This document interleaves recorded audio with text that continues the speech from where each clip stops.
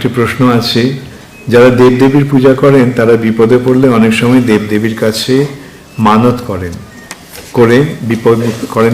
বিপদমুক্ত হওয়ার জন্য।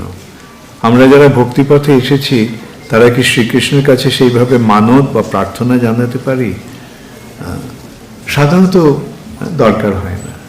যারা কৃষ্ণের আশ্রয় নিয়েছে, মানত করা মানে কি ব্যবসা, তাই না? ব্যবসা নয় কি, আমি এটা তোমাকে দেব, তার বিনিময়ে তুমি ওটা দিও। এটা বুঝতে পারছো তো? এটা ব্যবসা।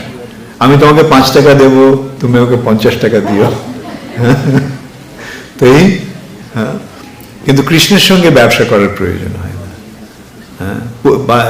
সন্তানদের কি মা বাবার সঙ্গে ব্যবসা করতে হয়, যে আমি তোমাকে ওটা দেবো, তুমি আমাকে ওটা দিও? ঠিক তেমনই কৃষ্ণের সঙ্গে সেরকম সম্পর্কের প্রয়োজন হয় না। বোঝা গেল?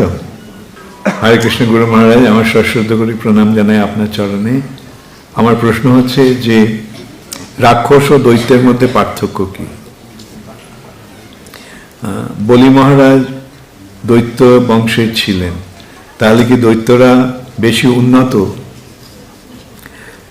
এরকম ব্রহ্মার থেকে বিভিন্ন এসেছে,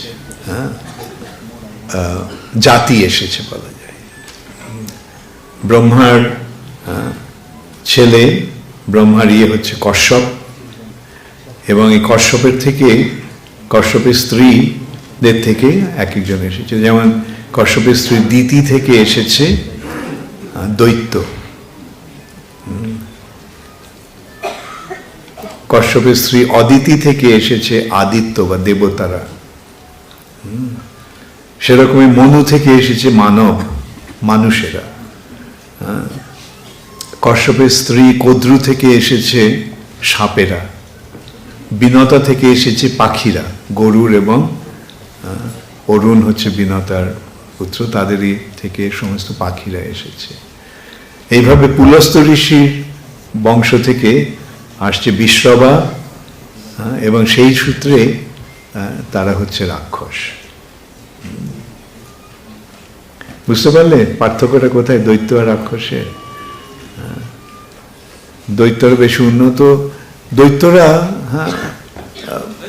একটু বলা যায় দৈত্যরা উন্নত, কেননা ওদের আচরণটা এতটা রাক্ষসদের মতো কদর্য নয়। রাক্ষসদের আচরণটা অত্যন্ত কদর্য।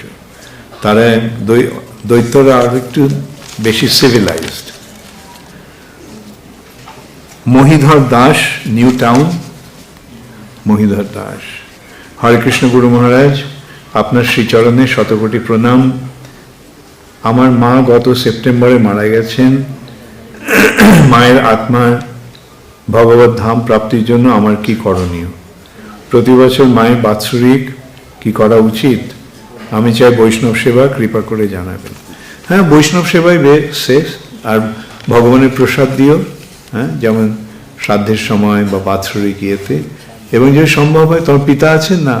পিতৃদেব আছেন, আচ্ছা, পিতা আছেন, তা না হলে গয়া গিয়ে পিণ্ডদান করা যেতে পারে। কিন্তু যদি পিতা বর্তমান থাকেন তাহলে সেটা সম্ভব করো না।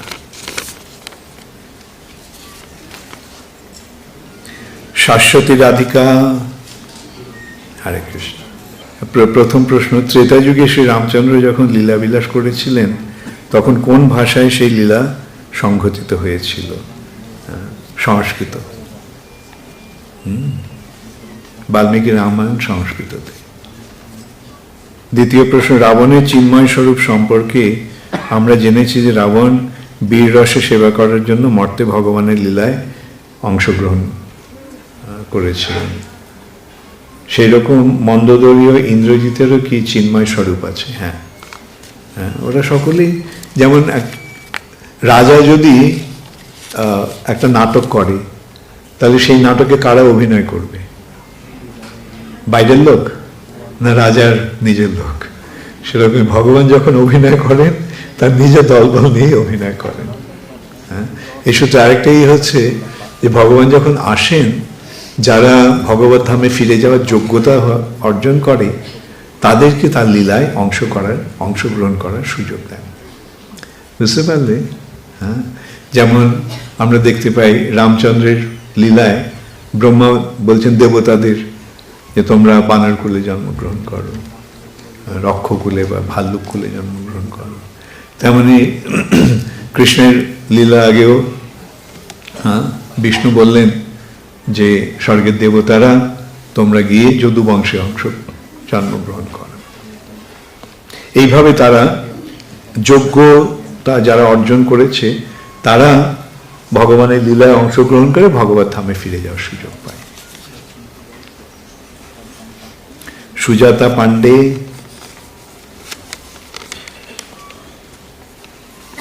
নেই? ও আচ্ছা, ওকে। গুরু মহারাজ চরণে শতকোটি প্রণাম জানাই। আমার প্রশ্ন হলো, জনক রাজা জমি কর্ষণ করার সময় সীতা দেবীকে কুড়িয়ে পেরেছিলেন, রামায়ণে পড়েছিলাম। এই কাহিনীটি কি এটা এই কাহিনীটি কি? হ্যাঁ, এটা ঠিক। হ্যাঁ, সীতা দেবী এইভাবে এসেছিলেন, বুঝতে পারলে? সেই জন্য তার নাম সীতা। লাঙলের ফলায় জমি কর্ষণ করার সময় যজ্ঞবেদী তৈরি করার জন্য যখন তিনি করছেন, কর্ষণ করছেন, তখন ওই লাঙলের ফলাতে সীতা পায় এবং লাঙলের ফলাটাকে বলা হয় সীতা, তাই তার নাম হয়েছিল সীতা। ঠিক আছে? রেণুকা দাস, আচ্ছা, আপনার শ্রীচরণে অনন্ত কোটি প্রণাম, প্রভুপাদের শ্রীচরণে অনন্ত কোটি প্রণাম।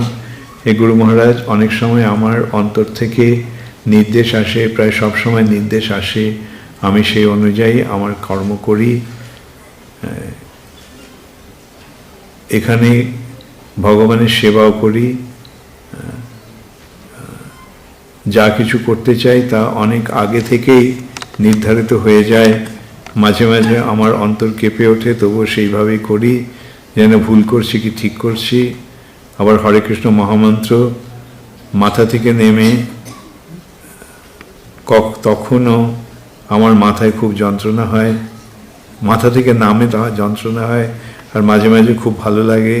কেন এমন হচ্ছে? আমি সবসময় হরে কৃষ্ণ মহামন্ত্র উচ্চারণ করি। রেণুকা দাস,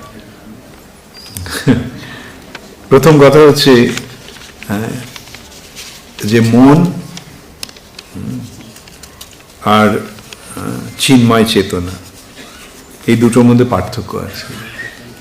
মনটা এই জড় বিষয় নিয়েই চিন্তা করতে পারে, মনটা ওই জগতের বিষয়ে চিন্তা করতে পারে না, বুঝতে পারলে?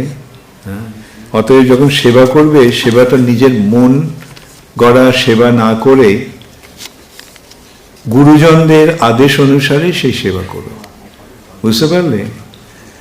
তুমি যেমন ধরো তোমার যে চাকর বাড়িতে, তোমার ভৃত্য বা দাস দাসী, তারা কি তার নিজের মতো তোমার কি করবে সেটা বিচার করে, না তোমাকে জিজ্ঞাসা করে তাদের সেবা কাজ করে? কোনটা তারা করে? তারা কি বলে যে আমার মনে হচ্ছে এইটা করব, হ্যাঁ, তাহলে সেটা কি ঠিক হবে? হ্যাঁ, সেটা তোমার, ওরা কি তোমার মনের কথাটা সবসময় জানতে পারে?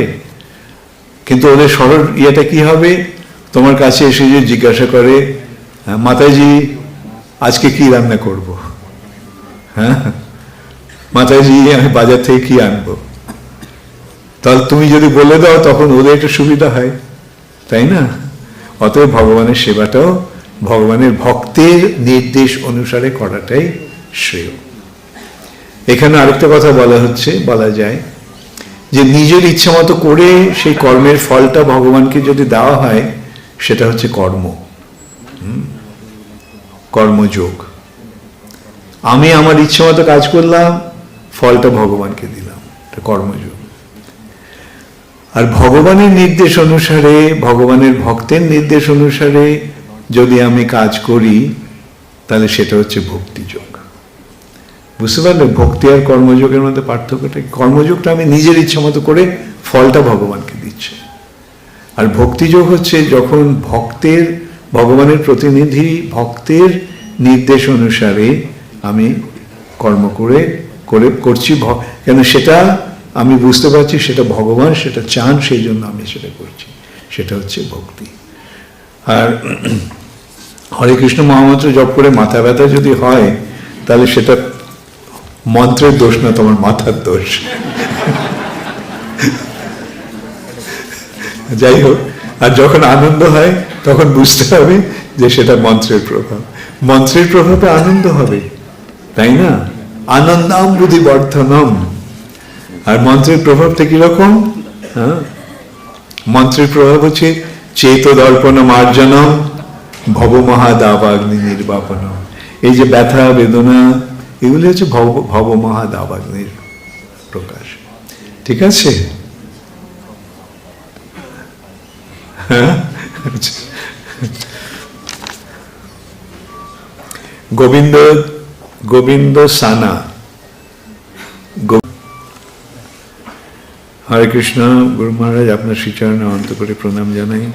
বলি আর বালি কি একই ব্যক্তি? না, বালি হচ্ছে সুগ্রীবের বড় ভাই, আর বলি হচ্ছে প্রহ্লাদ মহারাজের পৌত্র, প্রহ্লাদ মহারাজের নাতি।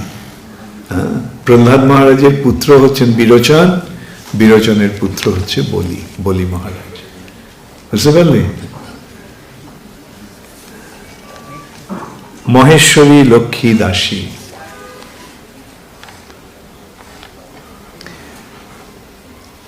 আপনার শ্রীচরণ কোটি কোটি প্রণাম জানাই।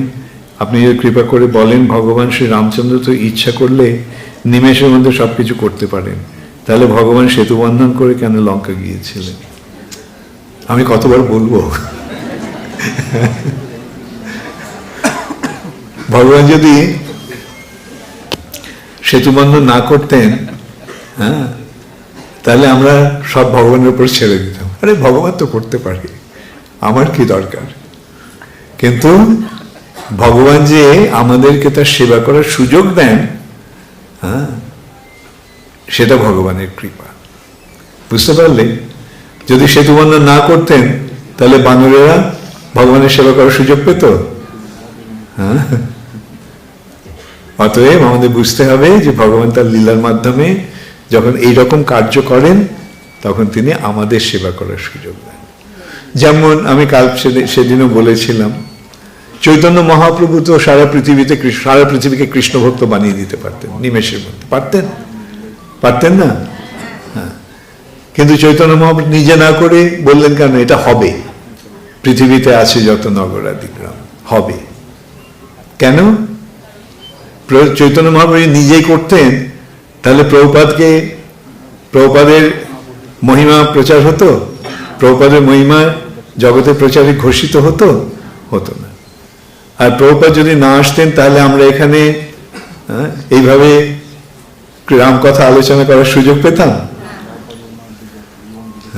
এইভাবে ভগবান আমাদেরকে তার সেবা করার সুযোগ দিয়ে থাকে। ওকে, তারপরে মঞ্জুরি ব্যানার্জি। ওকে, হরে কৃষ্ণ। শ্রদ্ধেয় গুরু মহারাজ, রামচন্দ্রের গায়ের রং সবুজ ছিল কেন? রামচন্দ্রের গায়ের রং সবুজ ছিল কেন? রামচন্দ্রের গায়ে যদি সবুজ না হতো তাহলে সবুজ রংটা থাকতো না। হ্যাঁ, ওই রংটা সদ্ব্যবহার করতে হবে তো, তাই জন্য রামচন্দ্রের গায়ের রং দুর্বা দল শ্যাম, হ্যাঁ, দুর্বার মতো সবুজ। কৃষ্ণের রংটা কিরকম? এই সম্বন্ধে অনেক সময় নানা রকম লোকেরা কিছু মন গড়া কিছু কথা বলে। হ্যাঁ, যেমন যেহেতু সবকিছু যা কিছু গভীর, হ্যাঁ, তার সব নীল। যেমন আকাশের রং নীল, সমুদ্রের রং নীল, তাই কৃষ্ণের রং নীল। এগুলিকে বলা হচ্ছে অর্থবাদ। এগুলি করা উচিত নয়। কৃষ্ণের রং নীল, কৃষ্ণের রং নীল। রামচন্দ্রের রং সবুজ, রামচন্দ্রের রং সবুজ। তোমার সোয়েটারের রং লাল, তোমার সোয়েটারের রং লাল। ঠিক আছে? আমি যদি এখন জিজ্ঞাসা করি তোমার সোয়েটারের রং লাল কেন, তুমি কি বলবে? হ্যাঁ, তুমি বলতে পারো লাল রংটা আমার ভালো লাগে তাই। সেরকম রামচন্দ্র বলতে পারে সবুজ রংটা আমার ভালো লাগে তাই। প্রিয়া দেবী দাসী। ওকে, হরে কৃষ্ণ। গুরু মহারাজ আপনার শ্রীচরণে শতকোটি প্রণাম নিবেদন করি। গুরু মহারাজ, রাবণ কেন সীতাকে হরণ করে নিয়ে গিয়েছিলেন? রামচন্দ্র, রাবণ সীতা দেবীকে হরণ করে নিয়েছিল এই জন্য যাতে রামচন্দ্র এসে তার লীলাবিলাস করতে পারে এবং আমাদেরকে এই সভায় বসে রামায়ণ আলোচনা করতে পারি। রাবণ যদি সীতা দেবীকে হরণ না করতো তাহলে আজকে আমরা এখানে থাকতাম। তো এখন আমার প্রশ্ন হবে তোমার কাছে, যে এই যে রামকথা হলো, রামায়ণের আলোচনা হলো, সেটা ভালো লাগলো? হ্যাঁ, ওকে, তাহলে এটা ভালো লাগাটা সম্ভব হতো না। আর এর মধ্যে আমি কিছু শিক্ষা পেলে, কি শিক্ষা পেলে? হ্যাঁ, শিক্ষা পেলে ভগবানের অনুগত হয়ে থাকাটাই জীবনের উদ্দেশ্য, তাই না? এইভাবে ভগবান তার লীলাবিলাসের মাধ্যমে আমাদেরকে শিক্ষা দান করেন। হ্যাঁ, যেমন ভগবদ গীতা যখন পড়ো, কি শিক্ষা পাও? বলো, কি শিক্ষা পেয়েছো ভগবদ গীতা থেকে? সর্বধর্মান পরিত্যাজ্য মাম একম শরণম ব্রজ। কত বড় শিক্ষা লাভ হলো, তাই না? আচ্ছা, বিদ্যাবধূর প্রশ্ন। হরে কৃষ্ণ গুরু মহারাজ, আপনার শ্রীচরণে দণ্ডবোধ প্রণাম। আমার প্রশ্ন, কেউ যদি ভগবানের চরণে আত্মসমর্পণ করে দেহত্যাগ করে তার কি গতি হবে? ভগবান কি তাকে তার চরণে স্থান দেবেন? হ্যাঁ, যারা ভগবানের শরণাগত হয়েছে ভগবান নিশ্চয়ই তাদের চরণে স্থান দেন। তিনি নিজেই বলছেন, হ্যাঁ, অহং ত্বাং সর্ব পাপেভ্যো মোক্ষয়িষ্যামি মা শুচি। যারা ভগবানের এইভাবে শরণ নেয়, ভক্তা মাম অভিজানাতি মদ ভক্তা ন প্রণশ্যতি, এভাবে ভগবান কত প্রতিশ্রুতি দিচ্ছে, তাই না? হরে কৃষ্ণ গুরু মহারাজ, আপনার চরণ কমলে আমার প্রণাম গ্রহণ করবেন। আমি চাকরি করতাম কিন্তু ছেড়ে দিয়েছি। বাড়িতে ভগবানের সেবা, ভক্তিমূলক বই ও 16 মালা জপ ঠিক করে হচ্ছিল না বলে অসন্তুষ্ট ছিলাম। কিন্তু বর্তমানে আমি যখন কিছু ভগবানের ও ভক্তের সেবার উদ্দেশ্যে ডোনেশন দিই তখন স্বামীর ওপর নির্ভর করতে হয় সব সময়। আমার কি করা উচিত এখন? বৈদিক শাস্ত্র অনুযায়ী একজন নারী হয়ে আমি কিভাবে ভগবানের সেবা করব? বাড়িতে থেকে নাকি চাকরি করে অর্থনৈতিক ভাবে? তুমি যদি ডোনেশন দিতে চাও, হ্যাঁ, টাকা পয়সাটা রোজগার তোমার স্বামী করুক আর তুমি খরচা করো,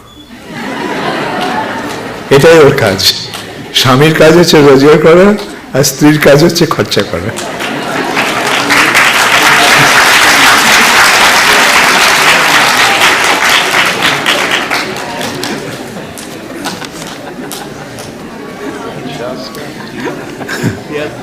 সুমিত্র কৃষ্ণ দাস অনুগ্রহ করে শ্রী রামচন্দ্র, লক্ষণ এবং সীতাদের অপ্রকট লীলা বর্ণনা করলে খুব ভালো হয়। অপ্রকট লীলা নিয়ে আমরা অত মাথা ঘামাই না। ছায়া সীতা বলে কেউ কি ছিলেন? ছায়া সীতা বলা যেতে পারে। ছায়া সীতা মানে অগ্নিদেব, হ্যাঁ, সীতার রামচন্দ্রের সীতাকে দেবীকে নিয়ে গিয়েছিলেন এবং তার জায়গায় একটা ছায়া সীতা রেখেছিলেন। সেই তাকে মায়া সীতা বা ছায়া সীতাকে রাবণ নিয়ে গিয়েছিল, না তো সীতা দেবীকে স্পর্শ করার যোগ্যতা রাবণের নেই। मधुरिमा रायचौधरी, अच्छा, हरे कृष्णा। गुरु महाराज, आपको जुगल चरणों में मेरा कोटि कोटि प्रणाम। मेरे प्रश्न निम्नलिखित हैं। चारु शब्द का क्या मतलब है? चारु शब्द का मतलब है सुंदर। दूसरा प्रश्न, मैं पहली काली माता के मंत्र का जप करती थी लेकिन अब महामंत्र का जप करती हूँ। काली माता के मंत्र का जप नहीं करती हूँ, क्या इससे कोई वैष्णव अपराध हो रहा है? मुझसे नहीं। भगवान को सेवा करने से भगवान का दास दासी प्रसन्न होते हैं या नाराज होते हैं? हाँ, काली कौन है? काली भगवान का दासी है, महामाया। ये मुख्यतः महामाया का 3 रूप होता है। एक है शांत या स्निग्ध, जैसे अन्नपूर्णा, जगतधात्री, ये हैं स्निग्ध रूप। एक है उग्र रूप, जैसे दुर्गा, और एक है चंड रूप, प्रचंड रूप, जो है काली, चंडी, चामुंडा इत्यादि। तो काली को कौन पूजा करते हैं? जो डाकू हैं वो लोग, जो बुरा काम करते हैं उन लोगों ने काली का पूजा करते हैं। कोई भव्य आदमी काली का पूजा नहीं करते हैं। काली का पूजा कहाँ होता है? जंगल के अंदर, है ना? कब होता है? अमावस्या की रात को। और काली के पास पशु बोली होता है। उस समय क्या शर्त लगाते हैं, जो मैं तुमको कर रहा हूं कल तुम हमको वो करोगे। इसलिए है मान स, मैं जो कर रहा हूं कल वो हमको करेंगे, या बाद में वो ऐसा करेंगे। तो ऐसे शर्त लगाना चाहती हो? ठीक है। तो काली पूजा का मतलब अगर करना है वैष्णवी देवी के रूप में, देखो काली का जो स्रोत है वो है राधा रानी। तो राधा रानी का पूजा जब हो रहा है कृष्ण के साथ, बस उसमें कोई संकोच का, कोई भय का क्या कारण है? ठीक है।